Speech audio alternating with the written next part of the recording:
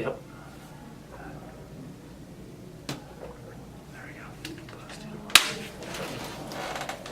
Make sure my phone's off. All right, hey guys, we are live for the third episode of Cristini Bros Live, and today we're going to be talking about accessory work.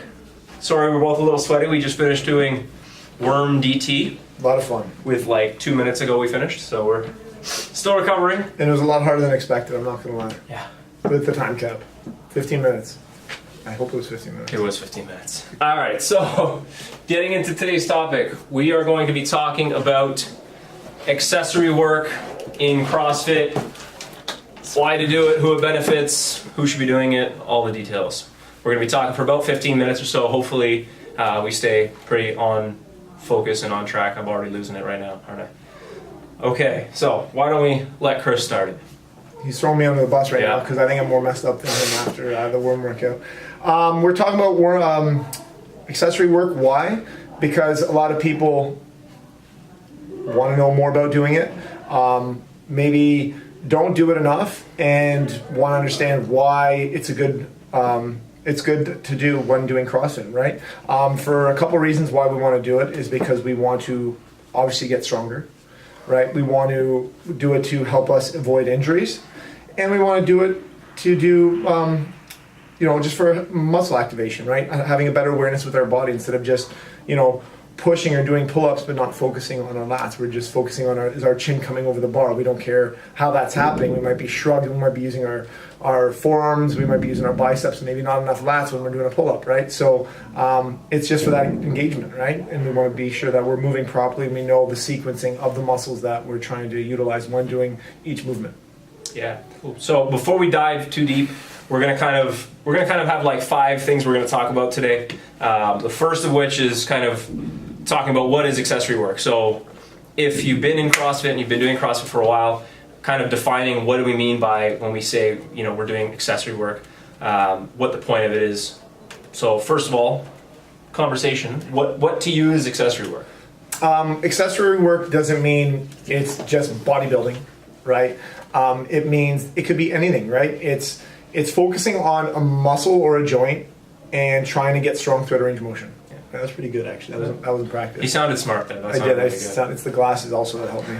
But for me, for example, I'm still recovering from shoulder surgery, and part of the process was, I had to get stronger. I was doing isometric contractions, where I'm just holding a position and flexing really hard, and trying to get strong that way. I'm not trying to, go through range of motion because I couldn't do that, right? Also, that was a big word.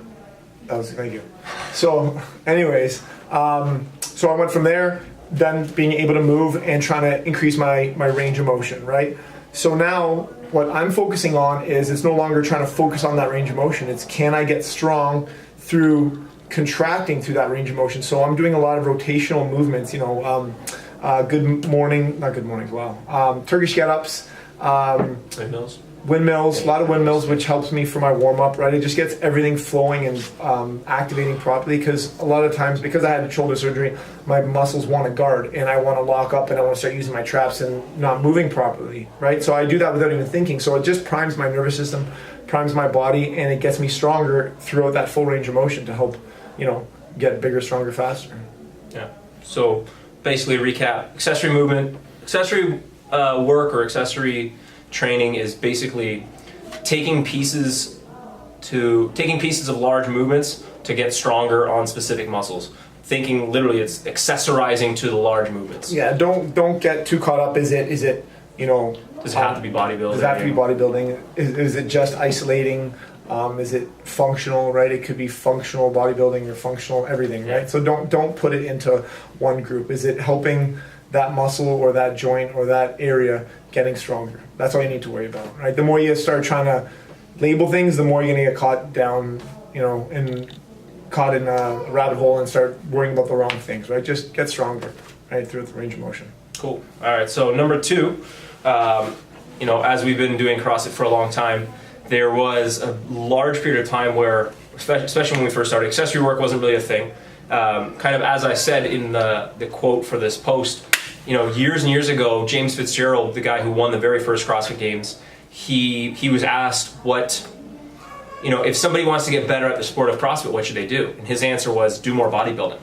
And back then, they were astounded that he said that because it made no sense, especially in the world of CrossFit when it was super diehard, very, drink the Kool-Aid style back in the day. But he had a good point because basically having a good engine wasn't good enough. You needed to be stronger. You needed to be more injury proof, especially if you wanted longevity in the sport, right? So the next kind of thing is to talk about is when did we start adding more accessory work and why? So when did you start? Well, I think it's like the natural evolution of CrossFit. Like most people who started CrossFit back in the day, we started doing bodybuilding, right? We weren't super functional, even though we thought we were, but we did bodybuilding, so we had a base of strength.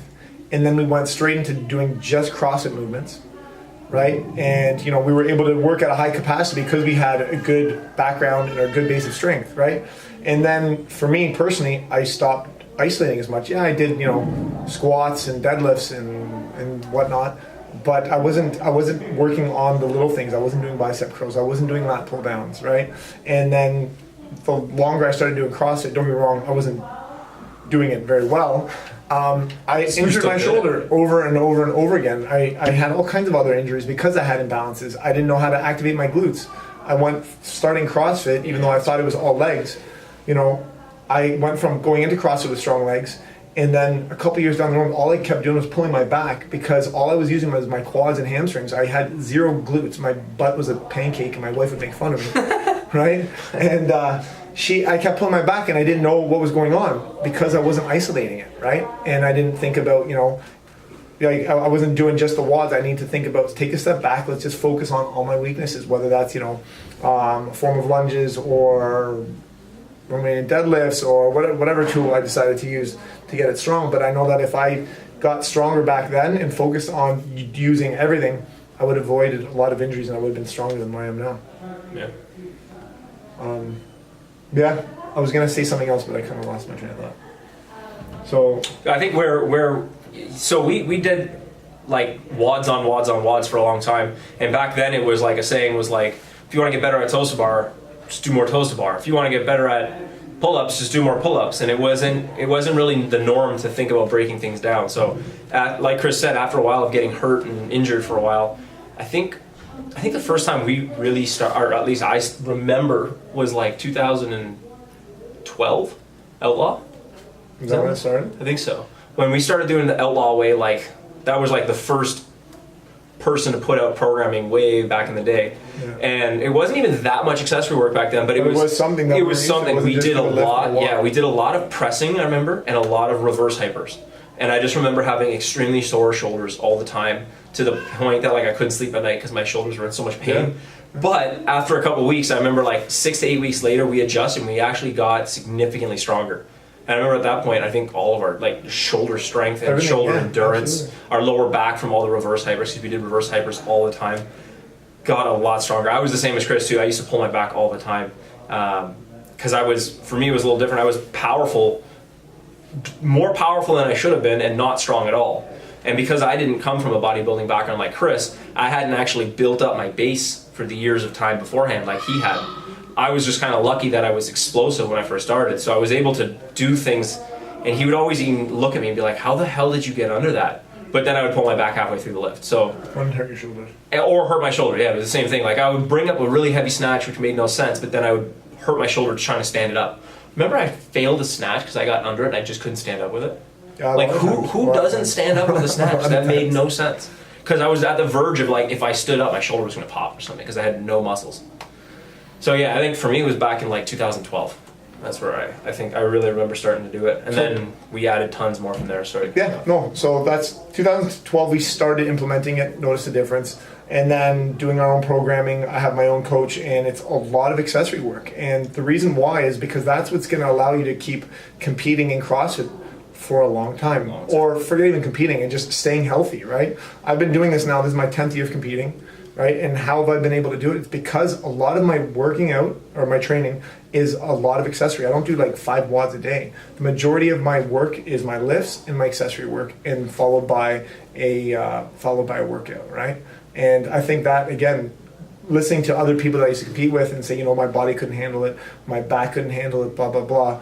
I don't necessarily, not that I completely disagree with them, but I also think that, okay, maybe I disagree with them, but were they doing their diligence? Were they focusing on their imbalances? There's a reason for everything. If you keep pulling your back, if you have shoulder injuries, I know exactly how I did this, and I know exactly why it happened. This was not a no-brainer to me, right? But I do know that if we focus a lot more on, accessory work and not just going hard all the time, it's going to give you longevity, and it's going to help those people, like the regular members, stay in this for a long time and continue to get better instead of creating imbalances. Yeah. All right, moving on. I agree. So the changes, what changes do we think it made? So, I think it's pretty obvious, like you said, like we've been able to compete for a long time. We've been more injury proof. At the end of the day, we're in a sport and we compete. Injuries can and will happen because we're trying to push the boundaries of what our bodies want us to do. But maybe if, with Chris, for example, if he didn't do all this accessory work, think of how much longer ago, how long into CrossFit do you think he would have lasted?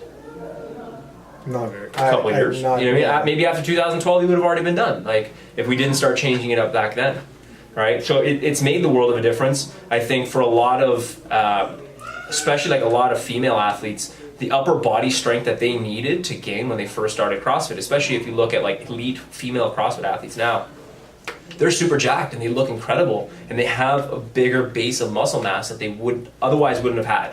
I remember like back when CrossFit Games first started, you looked at the CrossFit girls and a lot of them had really strong legs, great endurance, but they didn't look muscular. And once more accessory work came into the sport, I think the girls, they made huge leaps and bounds. I don't know any other sport like CrossFit where there's been such a dramatic impact on women in general that CrossFit has had on women being super jacked and looking incredible. If you want to see one, look at Sandra. Yeah. She's a monster. It's crazy how much muscle mass and how strong she is because of CrossFit. Yeah.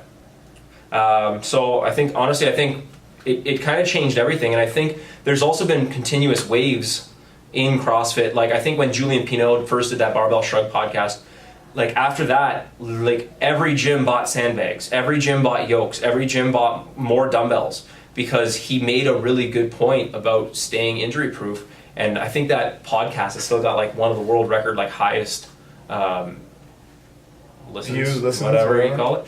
But it's so many people, like it changed everything. And there's a reason, because every box owner or member can relate to that. And there's a lot of truth to what he said, which is why it caught on so fast. And he made a lot of sense, right? Anytime you do one thing and one thing only, there's always going to be something missing, right? Like I love CrossFit, but we know it's not 100% perfect. It's, I think, the best training program out there, but it's not the most perfect. And that's why we have to be open-minded with different tools and knowing what we need to do to balance everything out, right? And I think when you say CrossFit, I think he means like specifically like the WOD style of training, because if you think on a broad scale, CrossFit encompasses using the strongman stuff.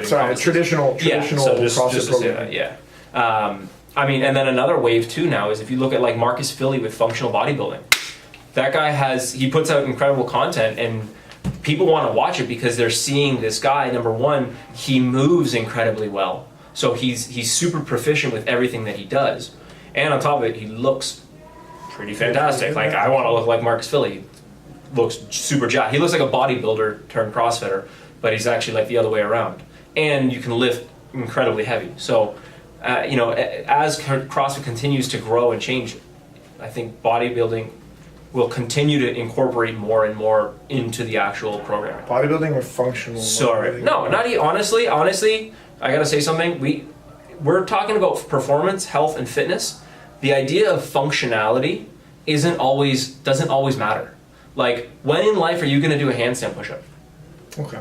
Were you flipped on, you're in a car, you're flipped upside down, and you're gonna save yourself from falling by doing a handstand push-up? Like, sometimes we've gotta back up and realize that, like, by doing a rear delt fly, it's not a functional movement, but does it make your shoulders better when you do other functional movements? Yeah. So I don't think it doesn't always need to be functional movements. Functional movements should be your base. It should be the most important thing because moving well is what's going to keep you healthy. But if you can move well and be stronger and more balanced by doing non-traditional functional movements, or not functional movements, I think you're going to be okay too. I don't think it's going to hurt, that's for sure. Sure, I agree. Who needs it? Well, we kind of already talked about that. Who doesn't need it? I think everybody needs it. It's just a degree of how much you need and how much you don't need, right? There's some athletes who come from a gymnastics background and they're super efficient. They've spent their whole lives working on their position, right? And they move amazing, so they need to focus on just getting strong through like just regular lifts or whatnot, right? But I'm sure there's still some type of imbalances that they might need to fix because of so many years of doing that one thing, right? I think it's for everybody, just the degree of what, right? And what you're trying to get good at as well, right? What is something that you think CrossFitters, members, athletes, whoever, need to focus on for accessory work? If you had to pick one movement, what do you think it would be? One movement or muscle? Sorry, one muscle. Lats. Why? Because we do, put it this way, the lats are like the legs of the upper body. Like, they're the most important mover. Anytime you're going to press forward, you're going to press overhead, you're going to pull, or you're going to push. Like, your lats are going to either stabilize or they're going to help you pull. So if you can have your lats to help keep your shoulders healthier, not necessarily, it's not going to necessarily make them stronger, but if you can have your shoulders be healthier because of stronger lats, then you're going to last longer in longevity of competing, or just in general in being healthier and being fitter. And it's such an underdeveloped muscle in CrossFit. We do a lot of, typically there's a lot of kipping pull-ups. So what does a kipping pull-up do? It essentially floats you, the first 30 to 40% of the way up the pull-up when you finish with your biceps and maybe your scaps, and probably, which is not a good thing, your traps, right? Here. But we never actually work that bottom range of motion. We never work from here. Really, we kind of start here. So we never train the lat in most of our pull-ups, right? What other movements? CrossFit workouts. Or through CrossFit workouts. If you look at toes to bar, if you use toes to bar as an example, you can use your lats, but if you don't know how to use your lats, then you're probably just going to flick your toes and squeeze your abs.